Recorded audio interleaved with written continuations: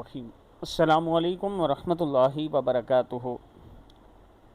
حضور اکرم صلی اللہ علیہ وآلہ وسلم کے احادیث مبارک کا مفہوم یہ ہے کہ 4 چیزیں آپ کو فائدہ دیتی ہیں اور 4 چیزیں آپ کو نقصان دے دیتی ہیں۔ وہ کون کون سی ہیں میں آپ کو اس ویڈیو میں بتانے جا رہا ہوں۔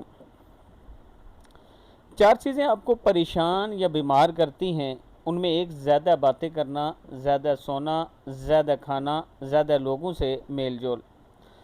4 چیزیں آپ کی رزق کی جو فراوانی ہے وہ روکتی ہیں، یعنی رزق میں جو برکت ہے وہ کم کر دیتی ہیں۔ صبح فجر سے طلوع آفتاب تک سونا، نماز نہ پڑھنا یا پابندی نہ کرنا، یعنی پابندی سے نماز نہ پڑھنا، سستی کرنا، دھوکہ دینا دوسروں کو۔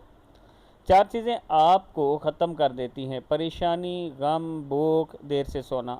پریشانی آپ کو بوڑھا کر دیتی ہے، غم بھی بوڑھا کر دیتی ہے۔ اگر زیادہ بھوکے رہتے ہیں تو اس کی وجہ سے بھی آپ پر بڑھاپا آ جاتا ہے، اور دیر سے سوتے ہیں تب بھی آپ پر بڑھاپا آ جاتا ہے۔ 4 چیزوں سے رزق بڑھتا ہے: رات کو اٹھ کر عبادت کرنا، رات کو آنکھ کھلے تو اٹھ کر وضو کر کے عبادت کرنا یا استغفار کرنا، اس سے آپ کا رزق بڑھے گا۔ بہت زیادہ پریشان ہونا اپنے گناہوں پر، مستقل خیرات کرنا، یعنی اپنی زندگی کا حصہ بنا لینا کہ ہم نے خیرات کرنی ہے، ذکر کرنا، اللہ تبارک و تعالیٰ کو یاد کرنا۔ 4 چیزیں سے چہرے کی رونق ختم ہو جاتی ہے: جھوٹ بولنا، عزت نہ کرنا یا کسی غلط چیز پر اصرار کرنا، بغیر معلومات اور بغیر جانے ہوئے بحث کرنا، کسی غلط چیز کو بے باکی سے بغیر کسی خوف کے کرنا۔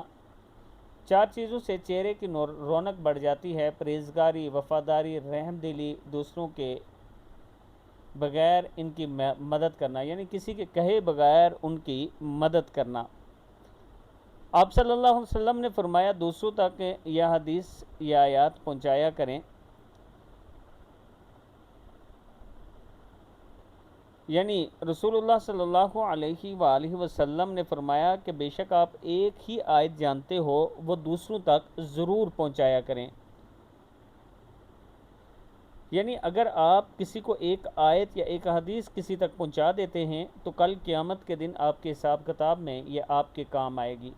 آپ صلی اللہ علیہ وسلم نے فرمایا، جب اذان دی جائے تو ہر کام چھوڑ دو، یہاں تک کہ قرآن پڑھنا بھی۔ جو شخص اذان کے درمیان بات کرتا ہے، موت کے وقت اسے کلمہ نصیب نہیں ہوگا۔ کوشش کریں کہ اذان ہو رہی ہو تو خاموشی اختیار کیا کریں۔ اللہ تعالیٰ سے دعا ہے کہ اللہ تعالیٰ ہم سب کو اس پر عمل کرنے کی توفیق دے۔ ویڈیو کو آپ نے آگے صدقہ جاریہ سمجھ کر ضرور شیئر کرنا ہے۔ السلام علیکم ورحمۃ اللہ وبرکاتہ۔